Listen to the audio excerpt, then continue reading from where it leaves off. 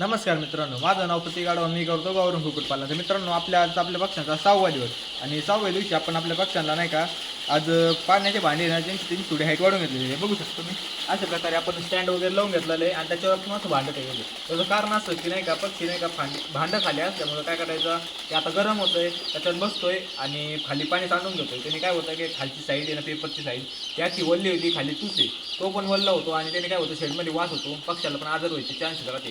त्याच्यामुळे ते स्वच्छता राहू म्हणून आपण आता थोडी हाईट वाढवून घेतलेली आहे. ज्याने काय होईल की पक्ष्यांनी पाणी खाली सांडवणार नाही आणि पक्षी पण फ्रेश राहील आणि खाली तुसाचा पण वास येणार नाही, म्हणजे बाहेर पण त्रास होणार नाही कोणाला असं. आणि आज आपण पक्ष्यांचा 6वा दिवस म्हणून नाही का थोडे फीडरचे भांडे आणखीन वाढून घेतलेले आणि पाण्याचे भांडे पण वाढून घेतलेले. तसंच आता उद्या 7वा दिवस आहे, आपण अजून जागा वाढून घेणार आहे आणि उद्या वॅक्सिनेशन करून घेणार आहे पक्ष्यांना. त्याचा व्हिडिओ बघण्यासाठी आत्ताच आपल्या चॅनलला फॉलो करून घ्या आणि तुमची काही समस्या असली तर मला कमेंटमध्ये सांगा, आपण त्याच्यावर नेक्स्ट व्हिडिओ बनवू. धन्यवाद.